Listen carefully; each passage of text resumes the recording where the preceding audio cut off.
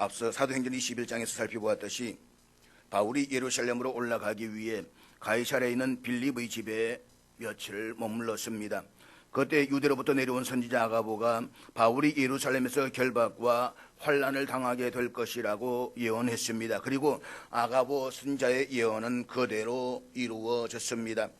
예루살렘 도착한 바울은 에베소에서 온 유대인들의 모함을 받아 예루살렘의 유대인들로부터 몰매를 맞는 가운데 로마 군인들에 의해 쇠사슬에 결박되어 로마 군의 요새에 갇혀야만 했습니다. 그리고 바울의 조카로부터 바울을 죽이기 전에는 먹지도 마시지도 않겠다는 유대인 암살단의 음모를 듣게 된 천부장은 470명의 로마 군인을 앞세워서 바울을 가이사랴로 호송했습니다. 바울이 미결수의 신분으로 가이사랴 총독 벨릭스 앞에 선 것은 가이사랴의 빌립을 집을 떠난 지 이제 겨우 열이틀밖에 지나지 않았습니다. 그렇지만 가이사랴를 떠난 지 이 12일 만에 바울은 미결수의 신분으로 다시 가이사랴로 호송되어져 왔습니다. 예루살렘에 올라온 지 12일이라는 이 짧은 기간 동에 바울에게는 참으로 엄청난 일들이 일어나고 있었습니다. 지난주에 살펴보았듯이 바울이 가이사랴로 호송된 지 닷새 만에 예루살렘으로부터 고소인들이 도착하였습니다. 사내린 공회를 대표하는 대제사장 아나니아와 몇몇 장로들이 자신들을 대변할 변호사 더둘로와 다수의 유대인 박수 부대를 대동하고 총독 벨릭스 앞에 섰습니다. 대제사장 무리들은 정치와 종교가 따로 구분이 없었던 예루살렘에서는 유대법에 따라서 군중들을 선동하며 일방적으로 자신들이 원하는 재판으로 몰아갈 수가 있었습니다. 그렇지만 정치와 종교가 엄격하게 구분되었던 로마법에서는 더둘로와 같은 전문 변호사를 고용해야만 했습니다. 대제사장으로부터 돈을 받고 고용된 더둘로는 의뢰인들의 요구에 따라서 총독 벨릭스의 법정에서 바울에 대한 사형 선고를 이끌어내야만 했습니다. 그래서 그는 뛰어난 수사학으로 무장된 쇠치의 혀를 놀려서 바울이 로마 제국의 실정법을 어기고 또 바울이 가는 곳마다 유대인들을 선동하여 폭력과 반란, 심지어는 무장 봉기까지 획책하는 정치범인 것처럼 바울을 고발했습니다. 그렇지만 더둘로가 고발한 내용은 모두가 다 거짓말이었습니다. 더구나 더둘로가 바울을 고발한 내용에 대한 증거도 없었고 목격자도 없었습니다. 오늘의 본문은 더둘로 고발 내용에 대한 바울의 자기 변명입니다. 본문 10절을 우리 다 같이 보도록 하겠습니다. 총독이 바울에게 머리로 표시하여 말하라 하니 그가 대답하되 당신이 여러 해 전부터 이 민족의 재판장 된 것을 내가 알고 내 사건에 대하여 기꺼이 변명하나이다. 더둘로의 고발이 끝나자 이것을 다 들은 총독 벨릭스는 자신이 직접 신문하기보다는 바울에게 스스로 변론할 수 있는 기회를 허락했습니다. 그렇지만 그는 한마디의 말도 없이 자신의 머리를 뒤로 쫙 설치면서 턱짓으로 바울에게 진실해보라 라고 그렇게 표시를 했습니다. 교만한 벨릭스가 자기 권위를 한껏 과시한 것이었습니다. 앞서 변호사 더둘로는 아첨 일색으로 총독 벨릭스가 백성에게 태평성대를 가져다준 위대한 지도자라고 지켜 세웠습니다. 하지만 바울은 벨릭스를 향해서 당신이 여러 해 전부터 이 민족의 재판장이 된 것을 내가 알고 있다 라고 하는 간략한 인사말을 한 후에 자기 변명을 시작했습니다. 바울이 이렇게 한 것은 벨릭스가 약 6년 정도 유대 총독으로 있으면서 유대 민족을 경험했습니다. 그렇기 때문에 유대 민족의 풍습이나 종교적 문제에 대해서 어느 정도 알고 있는 벨릭스가 공정한 마음만 가진다라고 한다면 충분히 올바른 재판을 할 수 있음을 표명하고 있는 것입니다.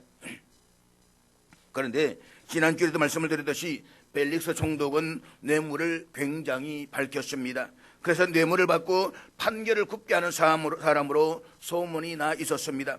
그런 벨릭스에게 바울은 아첨이나 사탕 발린 말을 하지 않았습니다. 다만 그가 의로운 재판장답게 공정하고 바르게 판결해 주기를 바라면서 그의 재판꾼에 대해서만 간단하게 말했을 뿐이었습니다. 한편 우리가 지난주에 살펴보았듯이 앞서 더둘로는 바울을 소요죄와 반란죄 그리고 성전 모독죄라는 세 가지의 죄목으로 고소했습니다. 그런데 로마법에 따르면 모든 사람은 자신의 고소인과 맞설 권리를 가지고 있었습니다. 그래서 바울은 자신의 변호를 시작합니다. 따라서 오늘의 본문은 더들로가 자신에 대해서 고소한 세 가지 제목에서 해명하고 있는 바울의 자기 변명을 다루고 있습니다. 먼저 바울은 더들로 자신을 소요죄로 고발한 것은 터무니없는 거짓말이요 목격자가 없는 모함이라는 사실을 밝히고 있습니다. 본문 11절 말씀인데 우리 같이 보도록 하겠습니다. 당신이 아실 수 있는 바와 같이 내가 예루살렘에 예배하러 올라간 지 12일밖에 안 되었고, 본문에서 바울은 먼저 자신이 예루살렘에 올라간 것은 예배를 위한 지극히 종교적 성격의 방문이었음을 밝히고 있습니다. 그것은 더들로 자신을 유대인을 다 소유하게 하는 자라고 고발한 사실에 대한 변론을 해야만 했기 때문이었습니다. 더들로는 바울을 로마의 평화를 위협하는 정치범으로 몰아가려고 했습니다. 그렇지만 바울은 자신이 어떤 정책 목적을 가지고 예루살렘에 올라간 것이 아니라 단지 유대인으로서 종교적인 의무인 예배를 성실히 드리기 위해서 올라간 것이라는 사실을 분명하게 밝히고 있는 것입니다. 사실 바울이 벨리스 총독의 법정에 선 날은 제3차 전도 여행을 마치고 예루살렘으로 상경한 지 12일이 지난 14일째가 되는 날이었습니다. 예루살렘에 도착한 바울은 초대교회 지도자였던 사도 야고보를 만났습니다. 그리고 그 다음 날부터 예루살렘 성전에서 결례를 시작해서 7째 되는 날에 마쳤습니다. 바로 그날 예루살렘의 유대인들이 바울을 쳐 죽이려고 했고, 영문을 알지 못한 천부장은 바울을 두세 사살에 결박시켜서 로마군의 요새에 투옥시켜버렸습니다. 그 천부장은 바울이 로마 시민이라는 사실을 알고 그 다음 날인 8일째 되는 날에 바울로 인해 소요가 된 원인을 알고자 산헤드린 공회를 소집하고 바울을 세웠습니다.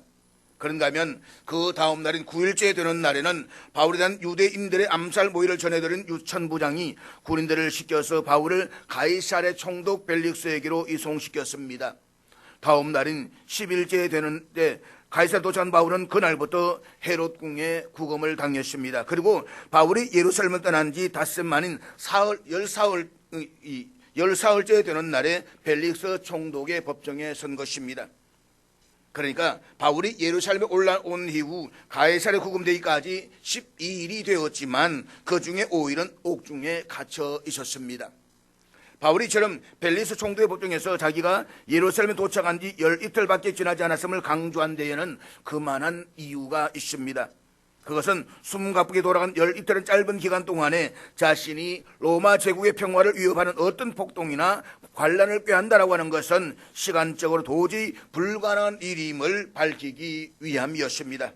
나아가 그 짧은 기간 동안에는 사람을 소욕해 할 가능성이 없다는 것과 또한 그가 성전에서 사람을 선동하거나 소욕해 한 사실을 본 목격자나 증거가 없으니 자신을 정치적 목적으로 소요죄로 몰아붙이는 더들로의 고소는 근거가 없는 억지일 뿐만 아니라 무함이며 무고에 불과하다라고 하는 것입니다. 그래서 본문 12절 말씀 우리 같이 보도록 하겠습니다. 그들은 내가 성전에서 누구와 변론하는 것이나 회당 또는 시중에서 무리를 소동하게 하는 것을 보지 못하였으니, 앞서 11절에서 바울은 더들로의 고소에 대해서 예루살렘에서 체류했던 기간이 짧았다는 시간상의 이유를 들어서 논박했습니다. 이어서 본문에서 바울은 자신을 고소하는 자들 중에 그 누구도 자신이 어느 곳에서든 무리를 선동하는 것을 목격한 자가 없다는 이 환경적 사실을 들어서 논박을 하고 있습니다. 사실 한때 소요가 있기는 했었지만 그것은 바울에 의해서가 아니라 바울을 해치려는 유대인들의 선동 때문에 일어난 것이었습니다. 뿐만 아니라 이러한 선동 또한 더들로의 주장대로 유대인들을 선동해서 평화를 깨뜨리기 위해서 벌인 바울의 정적인 행위가 아니라 지극히 종교적인 충돌에 불과했다는 것입니다. 그리고 더 중요한 사실은 바울을 고발한 대사장 무리들 가운데 어느 누구도 바울이 예루살렘 성전에서 다른 사람과 언쟁을 벌이거나 회당 혹은 거리에서 사람들을 선동해서 소요를 일으키는 것을 본 사람은 없었습니다. 바울은 한 번도 그런 적이 없었기 때문입니다. 그래서 바울을 고발한 대사장 무리는 자신들이 고발한 내용에 대한 어떤 증거도 제시할 수가 없었습니다. 오히려 바울을 쳐 죽이기 위해서 사람들을 선동하여 소요를 일으켰던 장본인들은 대제사장 무리와 한 통속이었던 유대인들이었습니다. 그러므로 바울은 13절에서 자신의 소요죄와 관련해서 다음과 같이 결론을 내리고 있는데 우리 다 같이 보도록 하겠습니다. 이제 나를 고발한 모든 일에 대하여 그들이 능히 당신 앞에 내세울 것이 없나이다. 그러니까 바울은 자신을 고소하는 자들이 실상은 그 고소 내용을 입증할 증거가 없을 뿐만 아니라 그들의 주장이 다 거짓이고 모함이기 때문에 더둘로의 첫 번째 고소에 대해서 이렇게 말합니다. 나는 거짓 끝으로 고소를 당했으며 그들은 아무 증거도 가지고 있지 아니하나이다. 한마디로 바울 자신이 로마의 평화를 위협하는 소요를 일으킨 위험한 정치범이라는 더둘로의 첫 번째 고소는 터무니없는 거짓이라는 사실을 분명하게 밝히고 있는 것입니다. 두 번째로 자신을 나사렛 이단의 우두머리라고 지칭하면서 반란죄로 고소한 더둘로의 주장에 대한 반박의 내용입니다. 보면 14절과 15절 말씀 우리 같이 읽도록 하겠습니다. 그러나 이것을 당신께 고백하리이다. 나는 그들이 이단이라 한 도를 따라 조상의 하나님을 섬기고 율법과 선자들의 글에 기록된 것을 다 믿으며 그들이 기다리는 바 하나님께 향한 소망을 나도 가졌으니 곧 의인과 악인의 부활이 있으리라 하미니이다.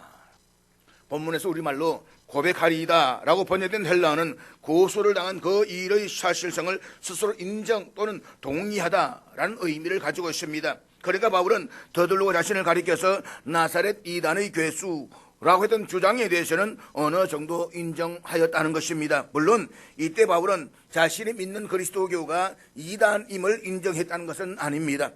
단지 자신을 조소한 자들이 이단이라고 말하고 있는 그 도를 믿는다는 사실을 인정하고 있는 것입니다. 어떻게 보면 이것은 자신이 매우 불리하게 작용할 수 있는 진술일 수도 있습니다. 왜냐하면 실제로 예수님은 로마법에 의해서 반역자로 몰려 십자가형을 당했기 때문입니다. 따라서 바울이 스스로 그 나사렛 땅의 지도자로 시인한다라고 하는 것은 얼마든지 로마의 황제에 대한 반역자로 몰릴 수 있는 여지를 제공하는 일이었기 때문입니다.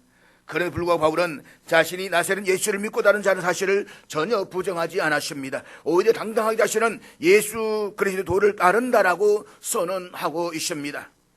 우리는 여기에서 바울의 정직함과 자기 신앙의 정체성을 확실하게 밝혔다는 사실에 주목해야만 합니다. 사실 오늘의 많은 사람들은 자기의 조금의 불이익이나 어려움에 있어도 신앙의 정체성을 숨기는 사람들이 얼마나 많이 있습니까? 그리고 자기에게 불이익이 미칠 줄을 뻔히 알면서도 자기 신앙의 정체성을 분명히 밝히는 사람을 가리켜 세상 사람들은 상당히 어리석은 행동으로 판단을 할 것입니다. 그렇지만 바울은 서로 오해를 받아서 상당 불이익을 받는다라고 할지라도 자신은 유대인들이 이단 정죄하는 나사렛 예수 그를 믿는 사실을 조금도 주저하지 않고 총독 벨릭스 앞에서 분명하게 밝히고 있습니다. 그렇습니다. 참된 성도는 자기에게 불이익이 미칠 줄을 알면서도 예수 그리스도 인해서 당하는 고난을 조금도 회피하지 않습니다. 설령 예수 그리스도 따름으로 인해서 목숨을 잃는다라고 할지라도 그리스도인된 신앙을 포기하지 않습니다. 왜냐하면 영원히 죽을 수밖에 없는 우리를 위해서 아무 죄도 없으신 예수님께서 십자가에 못 박혀 돌아가시고 또 우리를 의롭게 하시기 위해서 3일 만에 죽음을 깨뜨리시고 부활하셨음을 알고 있기 때문입니다. 그러므로 어떤 상황에서도 그리스도인된 자신의 신앙을 확고하게 드러내며 예수 그리스도 안에서의 생명의 복음을 전하는 저와 여러분 될 수 있기를 주의 이름으로 축복합니다. 특별히 바울은 나사렛 예수 그리스도에 따라서 자신이 믿는 것이 다른 유대인들과 조금 더 다름이 없음을 세 가지로 주장을 하고 있습니다. 첫째는 그도 조상이 하나님을 섬기며 율법과 선자들의 글에 기록된 것을 믿었다라고 하는 것입니다. 한마디로 이것은 말씀에 기초한 신앙의 표명이었습니다. 그리고 이것은 바울과 유대인 사이에 결정적인 차이이기도 했습니다. 바울과 유대인들은 동일하게 하나님을 섬겼습니다. 하지만 유대인들은 하나님의 말씀보다는 장로들의 전통을 더 중요시했습니다. 그들의 성경을 전혀 모르는 것이 아니었습니다. 그러나 그들은 하나님의 말씀에 따라 바르고 정확한 지식을 가지지를 못했습니다. 그들은 만유 가운데 계신 하나님을 자신들의 성전 안에 가두어 놓고 우상처럼 섬겼던 것입니다. 바울이 로마서 10장에서 지적하고 있듯이 유대인들은 하나님께 대한 열심은 있었지만 하나님의 말씀에 대한 정확한 지식이 없었습니다. 그 결과 그들은 예수를 십자가에 못 박아 죽였고 교회를 받게 했을 뿐만 아니라 이제는 자신들이 할 수 있는 모든 방법을 다 동원해서 바울을 죽이려 하고 있는 것입니다. 세상에서 가장 위험한 신앙은 바로 말씀에 기초하지 않는 신앙입니다. 그런 신앙은 언젠가 반드시 어긋나가게 되어져 있습니다. 중세시대의 암흑기가 찾아왔던 이유도 결국은 하나님의 말씀을 중요시하지 않았기 때문이었습니다. 당시 사제들은 무식했고 일반 평신도는 성경을 구하기도 어려웠을 뿐만 아니라 그 성경을 가지거나 읽을 수도 없었습니다. 이라는 것은 중세시대 검서 목록 가운데 제1호가 성경이었습니다. 그들은 성경을 가지고 있거나 성경을 읽으면 처단되었습니다.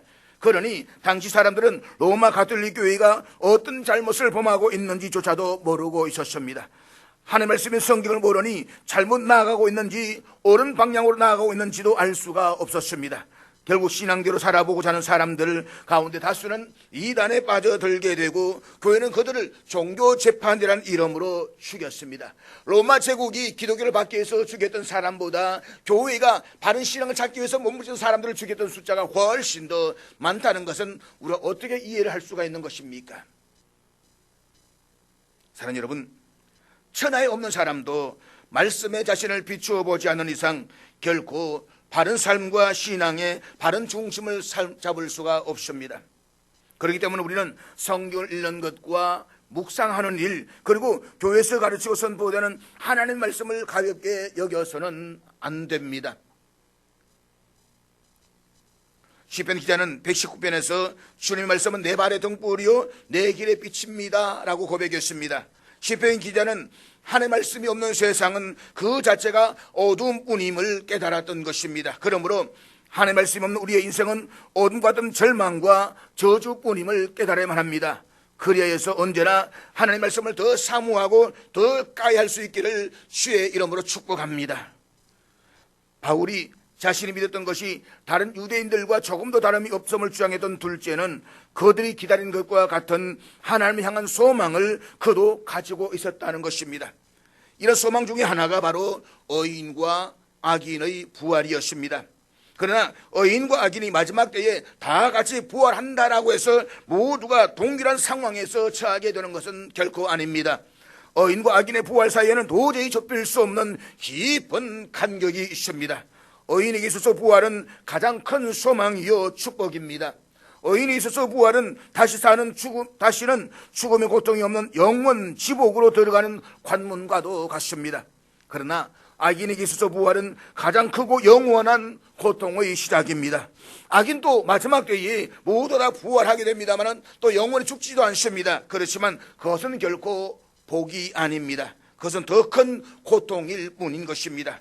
그리고 악인들이 고통을 당하며 거하는 곳이 바로 지옥입니다. 우리는 부활을 생각할 때에 영광스러운 부활만을 생각하면 안 됩니다.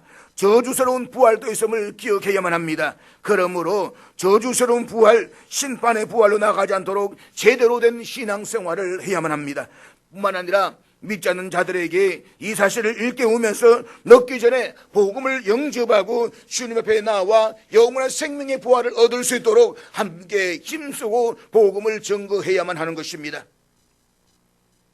바울 자신이 믿는 것이 다른 유대인과 조금도 다름이 없음을 주장했던 셋째는 이러한 신앙을 가짐에 있어가지고 바울 자신도 하나님 앞과 사람들 앞에서 양심의 거리낌이 없도록 최선을 다하고 있었다는 것입니다.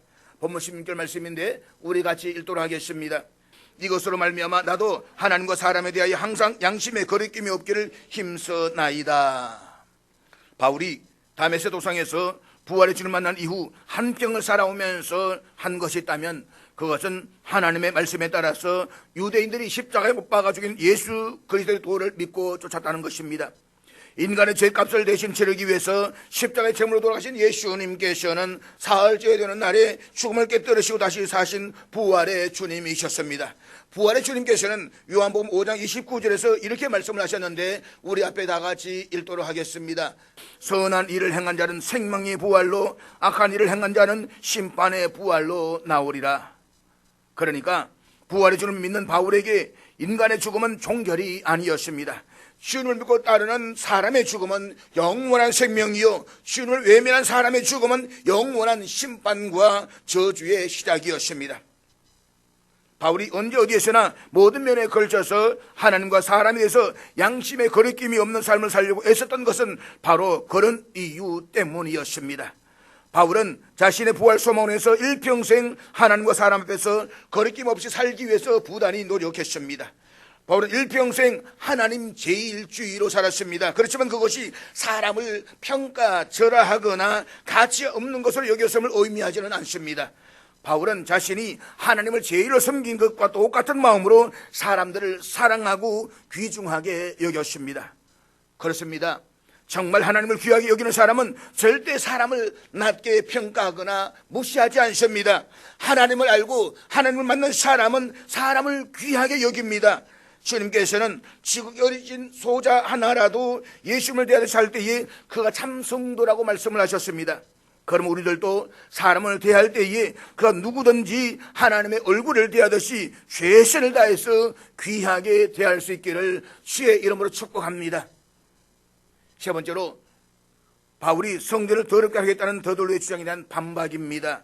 본문 17절과 18절 말씀을 우리 같이 읽도록 하겠습니다. 여러 해 만에 내가 내 민족을 구제할 것과 재물을 가지고 와서 드리는 중에 내가 결례를 행하였고 모임도 없고 소동도 없이 성전에 있는 것을 그들이 보았나이다. 그러나 아시아로부터 온 어떤 유대인들이 있었으니 3차 전도 여행을 마무리 지은 바울이 예루살렘을 찾아간 이유 중에 하나는 극심한 흉년으로 경제적 어려움을 겪고 있는 예루살렘 사람들을 돕기 위해서 마게도냐와 아가야 지방의 그리스도인들이 모금한 구제 헌금을 전달하는 것이었습니다. 그리고 사도 야고보의 권유에 따라서 바울이 7일 동안 예루살렘 성전에서 결례를 행하는 것을 모든 사람들이 다 보았습니다. 그런데도 예루살렘의 유대인들이 바울을 쳐 죽이려고 했던 것은 아시아로부터 온 어떤 유대인들, 다시 말해서 에베소에서 온 어떤 유대인들 때문이었습니다. 바울은 3년 동안 에베소에서 복음을 전했습니다. 우리가 잘 알고 있는 것처럼 에베소는 고대 세계 불가사의 가운데 하나였던 아데미 여신상과 신전이 인간을 압도하는 도시였습니다. 원근 각지에서 아데미 신전을 찾아오는 300대들로 항상 붐볐던 에베소에서 바울은 사람의 손으로 만든 것들은 신이 아니라고 설교했습니다.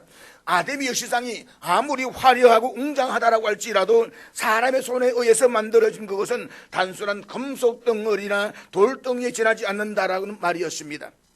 그런데 이제까지 아데미 여신과 신전으로 밥 먹고 살아가는 에베소 시민들이 그렇게 외치는 바울을 가만히 둘 리가 없었습니다. 그들은 무리를 지어서 바울을 죽이려고 했습니다.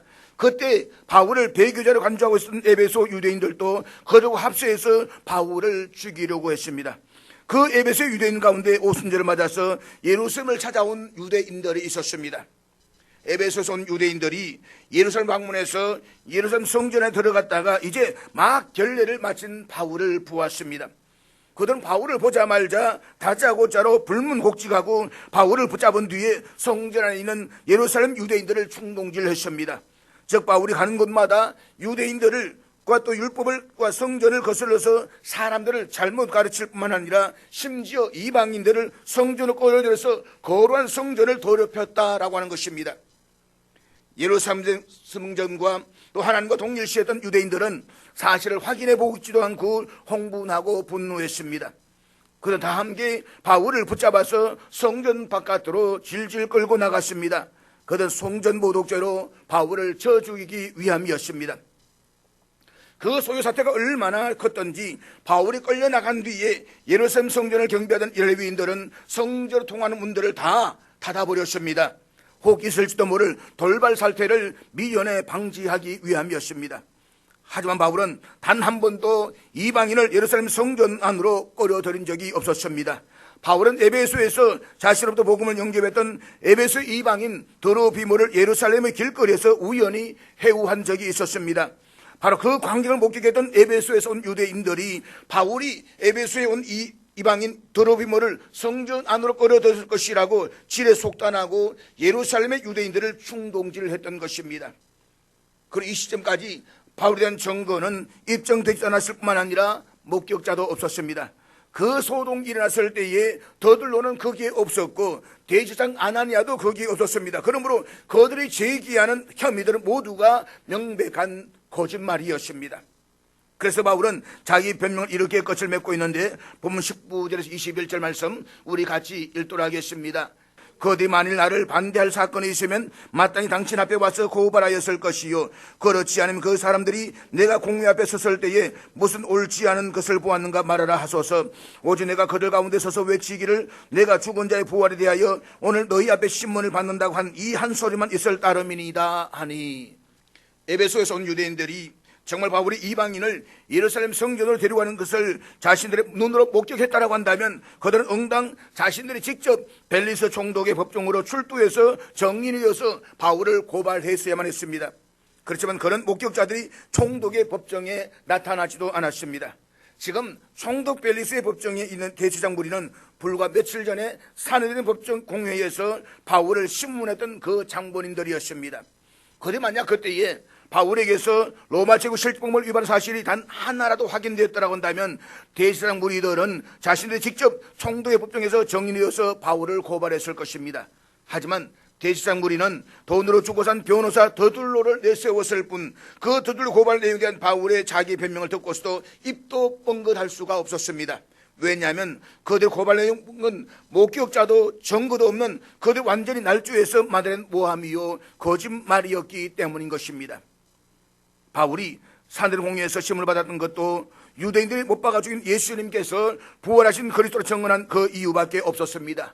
결국 돈을 주고 변호사 더둘로를 고용해서 그의 세치혈을 이용해서 총독의 법정에서 바로 사형 선고를 이끌어내고 했던 대제사장 무리의 시도는 진실을 밝힌 바울의 변명 앞에서 무산되고 만 것이었습니다. 자, 그러면 총독 벨릭스는 그 자리에서 바울에게 무죄를 선고하고 즉각 석방시켜 주어야만 마땅했습니다. 하지만 벨릭스 총독은 그렇게 하지 않았습니다. 우리 본문 22절 23절 말씀 같이 보도록 하겠습니다. 벨릭스가 이 도에 관한 것을 더 자세히 아는 고로 연기하여 이르되 천부장 루시아가 내려오거든 너의 일을 척결하리라 하고 백부장에게 명하여 바울을 지키되 자유를 주고 그의 친구들이 그를 돌보아주는 것을 금하지 말라 하니. 가이사랴는 오래전부터 전도자 빌립 집사가 정착해 살면서 복음을 전해왔기 때문에 그곳에는 이미 그리스도인들이 있었습니다. 24절에 의하면 벨리스 총독의 아내가 유대인 여인이기도 했습니다. 그래서 벨리스 총독은 벌써부터 그리스도에 대한 정보를 나름대로 가지고 있었습니다. 대제사장 무리가 바울을 고발하는 것은 종교적인 차이점에서 연유한 일일 뿐 로마 제국 실제법을 어겼기 때문이 아니라는 사실도 총독은 알고 있었습니다. 그렇지만 벨리스 총독은 바울에게 무죄로 선고하지 않았습니다.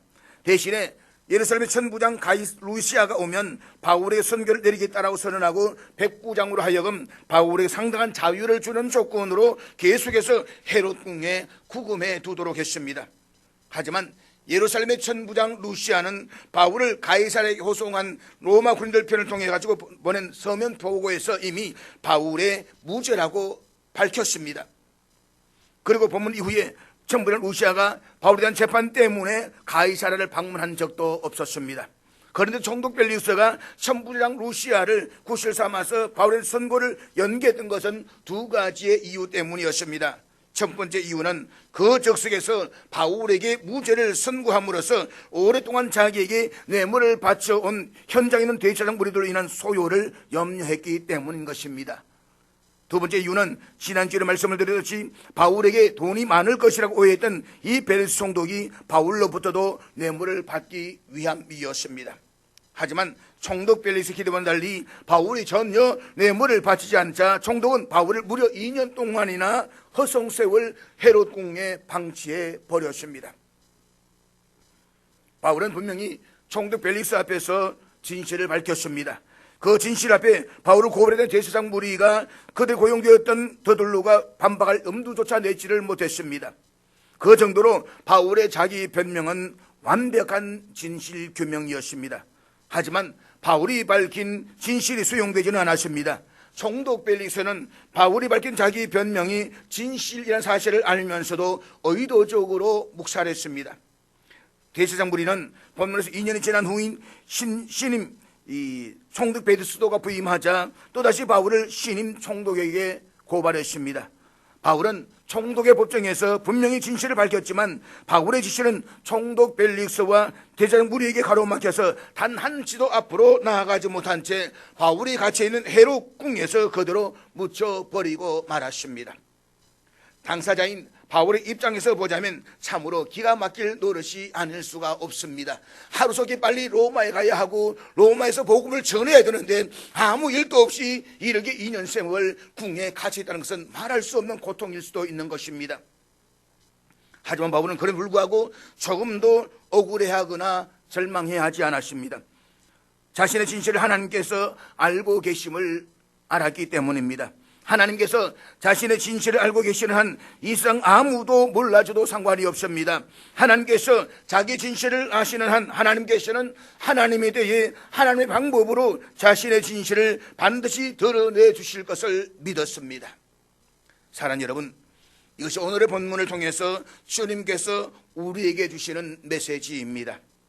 죄성으로 가득 찬 인간 세상에서 진실을 밝힌다라고 해서 언제나 그 진실이 규명되는 것은 결코 아닙니다. 세상 살다 보면 나의 진실이 묵살되거나 묻혀버리는 경우가 허다하게 있습니다. 머리에 띠를 두르고 나의 진실을 소리쳐 외쳐도 허리띠를 졸라매고 식음을 전폐하면서 나의 진실을 온 몸으로 울부짖어도 때로는 사람의 옹벽에 가로막혀 버릴 때가 있습니다. 때로는 돈의 장벽이 가로막혀 버릴 때도 있습니다. 때로는 권력의 성벽이 가로막혀서 나의 진실이 한 치 앞도 나아가지 못할 때가 있습니다. 그러나 그럴 때이라도 결코 억울해하거나 절망해하지 마십시다. 이 세상 사람 아무도 나의 진실을 알지 못해도 이 세상 사람은 나의 진실을 묵살하고 의도적으로 왜곡해도 하나님께서는 나의 진실을 다 알고 계십니다. 하나님께서 나의 진실을 다 아시기에 전능하신 하나님께서는 하나님의 때가 되면 백일하에 당신의 방법으로 나의 진실을 드러내어 주실 것입니다. 그리고 나의 삶을 통해서 시공을 초월한 당신의 섭리를 계속 이루어 나가실 것입니다. 잊지 마십시오. 우리의 성부는 사람 앞에서가 아니라 오직 하나님 앞에서만 판가름 난다는 사실을 말입니다. 그러므로 우리의 진실을 이 세상 어느 누구도 알지 못해도 도리어 무사람으로부터 오해를 받고 거짓 모함을 당해도 주님 안에서 용기를 다해 의의 길을 계속해서 걸어나갈 수 있기를 주의 이름으로 축복합니다.